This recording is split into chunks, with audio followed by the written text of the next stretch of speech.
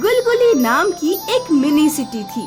वहाँ धोंडू नाम का किसान पुश्तैनी जमीन के एक छोटे से टुकड़े में इलायची की खेती करता था। धोंडू के खेत के सामने एक बड़ी सी फर्टिलाइजर फैक्ट्री थी। फैक्ट्री से फर्टिलाइजर्स की काफी बदबू आती थी। एक दिन धोंडू इलायची खेत में काम कर रहा था। तभी फर्टिलाइजर फैक्ट्री मैनेजर दुबे हाथ में कुछ कागजात लेकर खेत आया।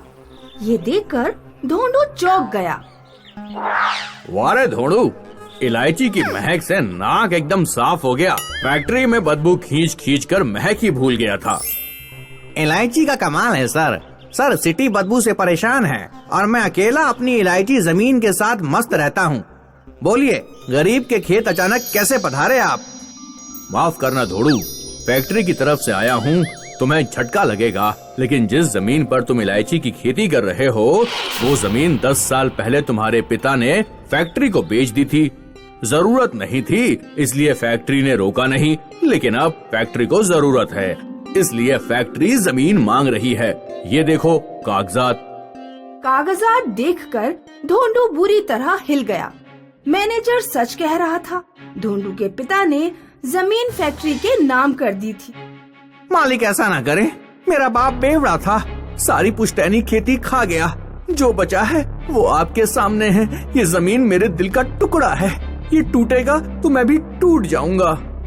माफ करना दोस्त, फैक्ट्री के टेक्निकल सपोर्ट के लिए रशिया से कुछ इंजीनियर्स आने वाले हैं। उनके लिए यहाँ घर बनेंगे, इसलिए 1 महीने के अंदर ये जमीन खाली कर दो। फैक्ट्री में जॉब मिल जाएगा, चिंता ना करो, चलता हूँ।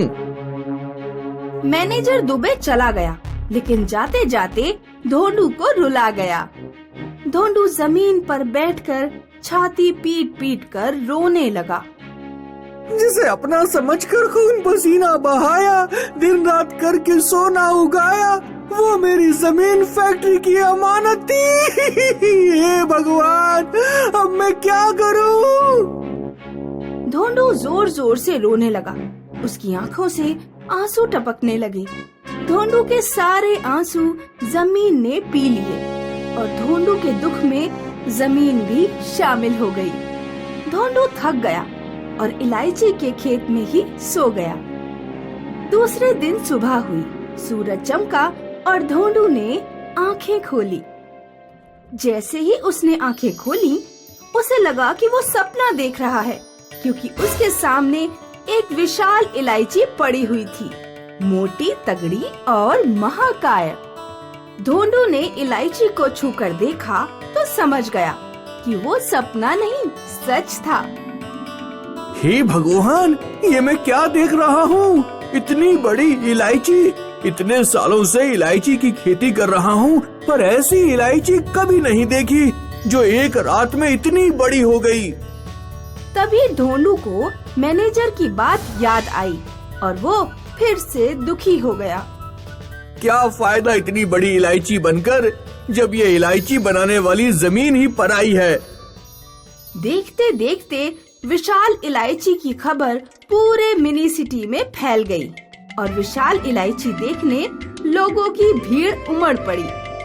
फर्टिलाइजर फैक्ट्री मैनेजर दुबे भी आया और इलायची देखकर बोला, भाई धोंडू, गजब किसान है तू, इतनी बड़ी इलायची बना दी। लेकिन अफसोस, अब तू किसान नहीं रहेगा, याद है ना? खेत खाली करना है। आज रशियन इंजीनियर्स फैक्ट्री देखने आ रहे हैं। 6 महीने बाद फैमिली लेकर आएंगे, तब तक मकान रेडी चाहिए। दोपहर को मैनेजर दुबे रशियन इंजीनियर्स को फैक्ट्री लाया तो फर्टिलाइजर्स की बदबू से ही इंजीनियर्स बेहोश होने लगे। What is this? हमें यहाँ से दूर ले चलो, जल्दी। दुबे इंजीनियर्स की परेशानी समझ गया और उन्हें धोंडू के इलायची खेत में ले आया। सर, यहाँ बदबू वाली स्मेल नहीं है, वो आपको आदत नहीं है ना, इसलिए। What is this Dubey? Factory इतनी बदबू कैसे छोड़ती है? हमारी रशियन फैक्ट्रीज ऐसी नहीं हैं। इसीलिए तो आपको बुलाया है सर। बाय द वे, इस पूरे फार्म में आप लोगों के मकान बनेंगे। ये इलायची विलायची सब खाली हो जाएगा। तभी इंजीनियर्स की नजर विशाल इलायची पर पड़ी और वो चकित हो गए। पागल हो गए हो दुबे। आपकी कंट्री में ग्रेट किसान हैं और आप खेती हटाकर फैक्ट्रियां बढ़ा रहे हो। बाय द वे, ये इलायची फार्म नहीं हटेगा। फिर आप कहाँ रहेंगे सर? इलायची में। ये सुनकर दुबे बौखला गया तो इंजीनियर समझाने लगा। हम इलायची की इमारत बनाएंगे और उसमें रहेंगे ताकि फैक्ट्री की बदबू भी नहीं आएगी और किसान का नुकसान भी नहीं होगा। फिर क्या था, दुबे ने ये बात धोंडू को बताई तो धोंडू खुशी से नाचने लगा। मैनेजर दुबे ने फर्टिलाइजर फैक्ट्री से प्रोजेक्ट अप्रूव कर लिया और रशियन इंजीनियर्स ने मिलकर 4 दिन रात काम करके विशाल इलायची में इमारत बनवा दी। जब धोंडू इंजीनियर्स से मिला तो इंजीनियर्स बोले, Dhondu, you are great. You are सब लोग और ज्यादा ग्रेट सर। आप लोगों ने मेरी इलायची की इमारत बनवा दी, उसमें रहने का फैसला किया। उसकी वजह से फैक्ट्री ने मेरी जमीन मुझे वापस लौटा दी। अब मैं खेती कर सकता हूँ। ऐसा कहते हुए भावुक धोंडू और ज्यादा भावुक होकर रोने लगा। ये देखकर इंजीनियर ने धोंडू को अपने गले लगा लिया।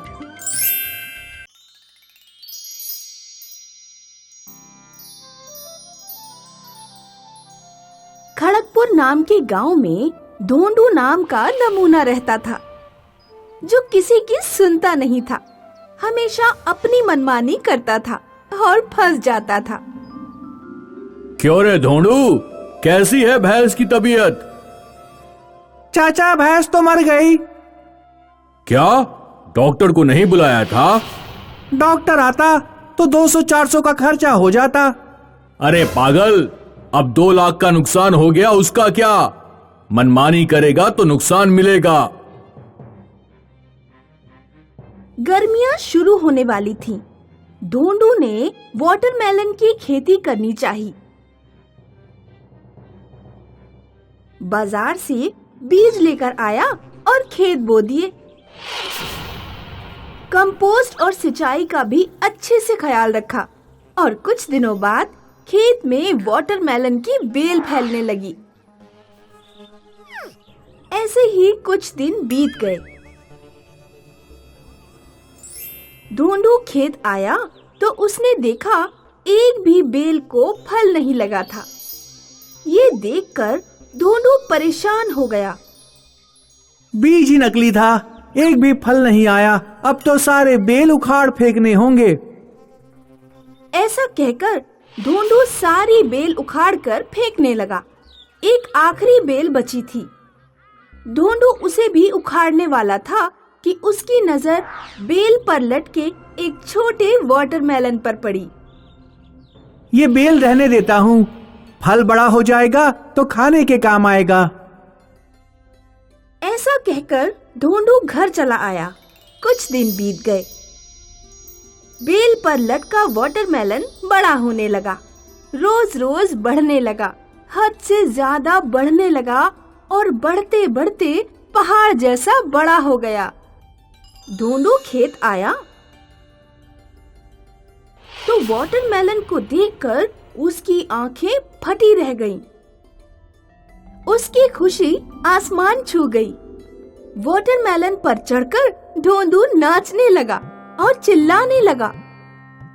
धोंडू की आवाज सुनकर सारा गांव उसके खेत पहुंचा और वाटरमेलन को देखकर चकित हो गया।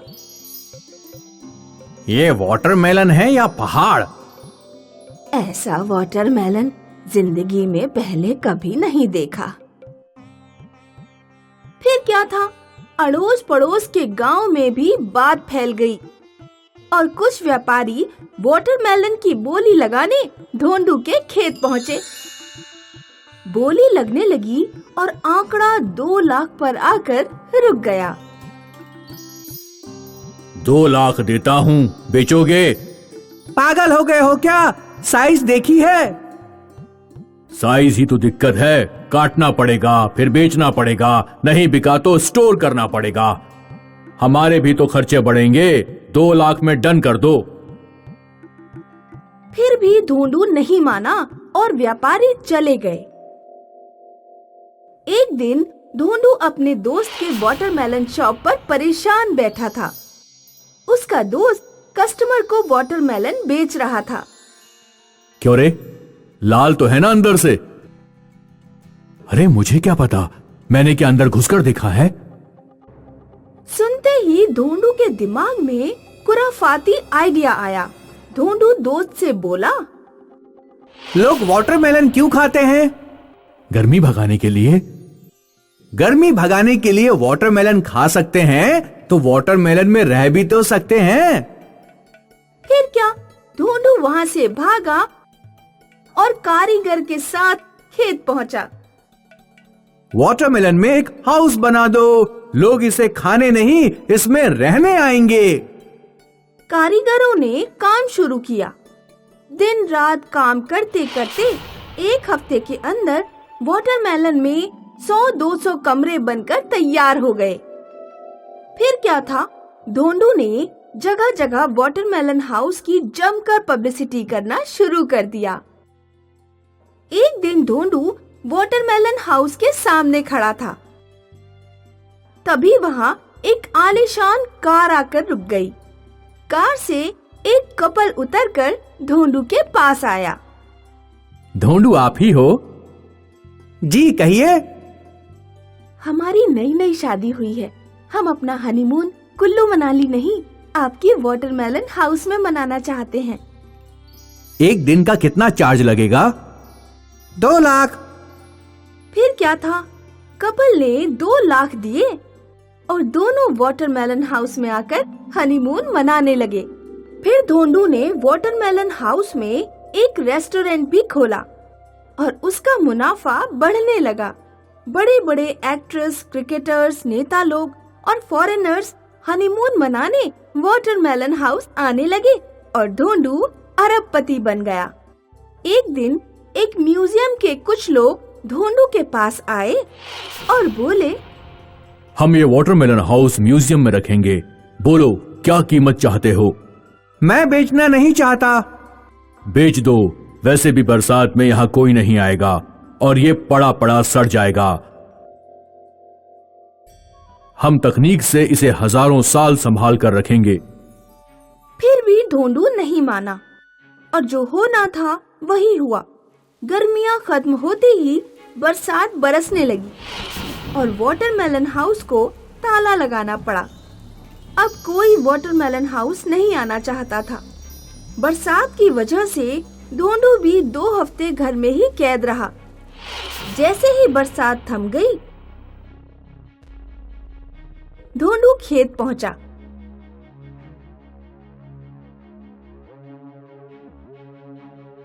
पहुंचकर उसने देखा वाटरमेलन हाउस जमीन पर गिर चुका था। भयानक बदबू आ रही थी। ये देखकर ढोंडू छाती पीट पीट कर रोने लगा। हे भगवान, ये क्या हो गया? हे भगवान, ये क्या हो गया? मैं बर्बाद हो गया। म्यूजियम वालों की बात मानता तो पैसे भी मिलते और प्रतिष्ठा भी। अब तो सब खत्म हो गया। ढोंडू जोर। इस प्रकार ढोंडू की मनमानी उसकी बर्बादी का कारण बन गई।